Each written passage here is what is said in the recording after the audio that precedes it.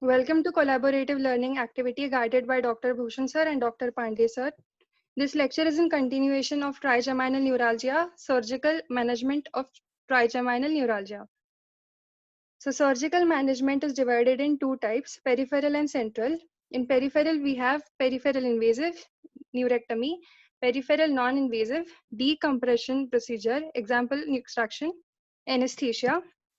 In central invasive, you have microvascular decompression. This is the most common and very successful type of procedure. Then trigeminal root section, central non-invasive, gamma ray knife radiosurgery, and percutaneous surgery. So first is peripheral nerve injection. In this, injection of destructive substances is given into peripheral branches of trigeminal nerve and it produces anesthesia in the trigger zone. This method is successful in well-localized trigger zone. So long-acting anesthetics without adrenaline such as bupivacaine with or without corticosteroids may be injected in the proximal nerve sites. And selective nerve block can be given as immediate pain relief. Then alcohol injections. So 95% absolute alcohol was used and it is easy to perform and less technique sensitive, but the disadvantage is that it will give variable results. So in some patients, the pain relief might be for 6 months to 12 months, and in some patients, even less than that. And alcohol causes burning sensation as well as local tissue toxicity. Then we have peripheral neurectomy, that is nerve avulsion. So it is the oldest and most effective peripheral nerve destruction technique. It is a simple procedure and can be repeated relatively reliable. It is indicated in patients whom craniotomy, which we do in microvascular decompression, the extensive procedure is contraindicated. The disadvantages are full anesthesia related dysfunction can occur and eventual return of pain is expected. That is because in the nerve stump where you avulse the nerve stump neuroma might form.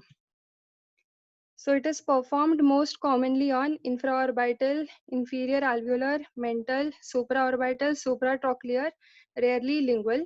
And to achieve deep anesthesia, peripheral nerve is avulsed from bone as well as the soft tissues. So infraorbital neurectomy, it is performed through Brown's transoral approach and conventional intraoral approach. So in Brown's transoral approach, incision is placed from maxillary tuberosity to the buccal vestibule, then mucoperiosteal flap is raised, and a window is created on the lateral maxillary antral wall. And then maxillary nerve is traced near the foramen rotundum, and nerve to inferior orbital fissure is identified and avulsed. In conventional approach, Cardwell Luke incision is placed and then the nerve is avulsed. In inferior alveolar neurectomy, intraoral approach, Dr. Janwala's incision is given. It is made along anterior ascending border of the ramus, extending lingually and buccally in the form of inverted Y shape. In extraoral approach, residence approach is used. Softer reflection of masseter, a bony window is drilled in the outer cortex of the mandible and nerve is lifted with the help of nerve hook and avulsed from a superior attachment, and similarly, it is done on mental nerve. Next, you have lingual neurectomy. In this, vertical incision is made from the inner surface of ascending ramus, extending from coronoid process to the floor of the mouth. Then we have cryotherapy for peripheral nerve. In this procedure, the nerve is exposed as you did in peripheral neurectomy, and with the help of a cryoprobe, cooler temperatures are applied to the nerve up to minus 60 degrees Celsius. It is said that the nerve will undergo Wallerian degeneration and the pain will cease. Then we have a very important procedure, gamma knife radiosurgery. This is important. So in this procedure, a frame like a helmet is arranged around the head of the patient. And this frame has called cobalt rods, radioactive cobalt rods. And these cobalt rods are going to generate radioactive rays. So one ray by itself does no harm, but when these rays are going to be focused on a particular tissue, they cause damage to the tissue. And these rays are going to be focused on the trigeminal ganglion, and the sensory root will be damaged, and cause relief of the pain. The good part is we have discovered that pain fibers are more likely to be damaged than the normal fibers in this procedure. Now, the advantages of this procedure are that it is not painful, it is not invasive, it has got least amount of complications, and it is a day procedure. That is, even to perform this procedure is simple and the patient does not have to stay overnight. The disadvantages is that the relief obtained is not immediate. So post-operatively, when the patient will go home, he will not have relief immediately. The relief will be coming in few days or a few weeks. And recurrence is common. So, but if the recurrence occurs, you can do the procedure again. And claustrophobia. So if the person is afraid of closed rooms and the procedure, in this procedure, you have to be seated with the machine for 1 to 2 hours till the therapy is being done. Then next we have Gasserian ganglion procedures. So there are three main procedures in this: glycerol injection, thermocoagulation, and balloon compression. So first is percutaneous radiofrequency neurolysis, that is thermocoagulation. So in this procedure, we can see the diagram. So first we will see trigeminal ganglion, and there is an artery which is compressing the ganglion. We have to relieve the nerve, okay? So first we see foramen ovale and mandibular branch is leaving foramen ovale, maxillary branch is leaving through foramen rotundum, and ophthalmic branch is leaving through superior orbital fissure. So now we pass a needle through the foramen ovale and make it reach to the trigeminal ganglion. And then radio frequency thermal stimulus is given to this ganglion and damage to the nerve is caused and relief is provided to the patient. The advantages of this procedure are that it has low morbidity, so it is less invasive than microvascular decompression. It can be repeated, and in the case of recurrence, and the mortality rate is low, and it is well tolerated by elderly patient. The disadvantages are it needs a specific electronic armamentarium and patient cooperation. Second is if the thermal stimulus is provided excessively, it can coagulate the normal tissues. The most important disadvantage is that facial numbness. So thus, there are other sensory fibers which carry pain, temperature, a touch sensation from the face to the ganglion, and it can damage if it can inappropriately damage those fibers as well, causing facial numbness. Facial numbness is the sensation which you get after having an anesthesia.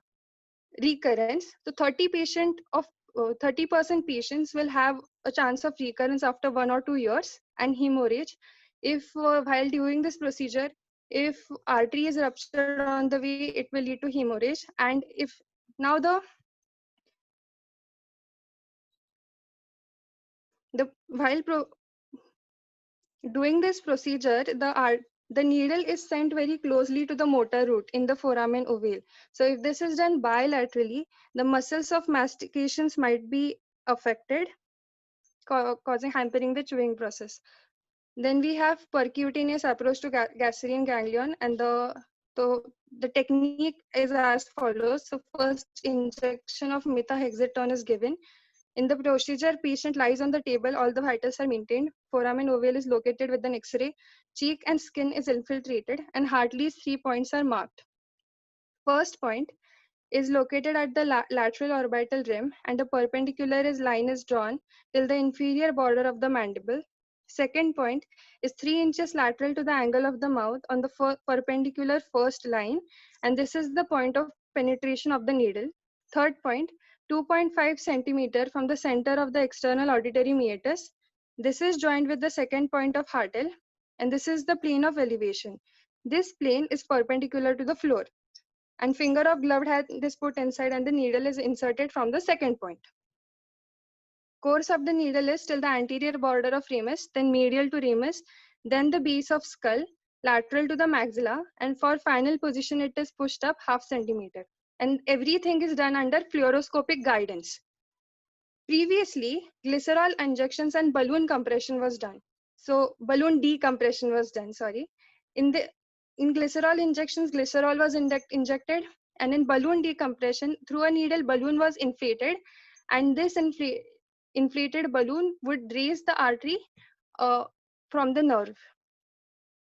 Next, we have open procedures, intracranial procedure. The first most important and most commonly used, microvascular decompression of the sensory root. And then trigeminal root section. In that, we have extradural sensory root section by Frazier's approach. But there is a huge drawback of this method because it causes heavy sensory loss. Intradural root section by Wilkins. This does not lead to sensory loss. However, it is a very technique sensitive procedure and multiple vessels could be harmed while doing this.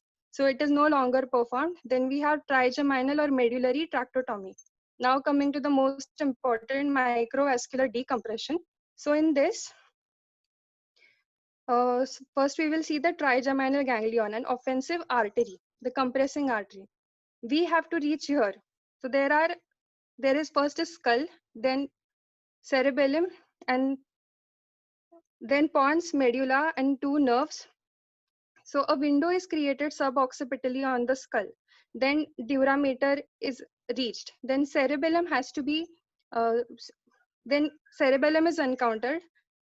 Now we do not want to harm cerebellum in this procedure. There are two nerves. First is facial nerve and vestibulocochlear nerve.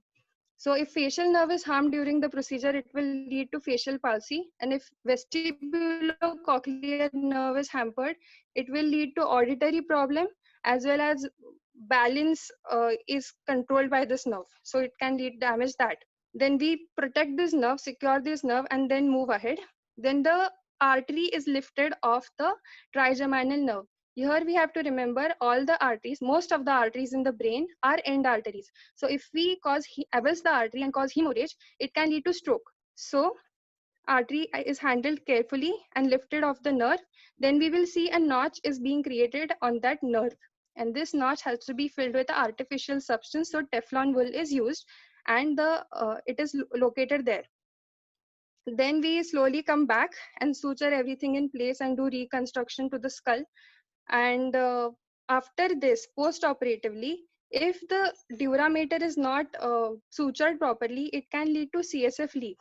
There are few things which we need to remember in this procedure is that this is the best kind of procedure for idiopathic trigeminal neuralgia. And that is why if the pain is of symptomatic type, we should not do this procedure.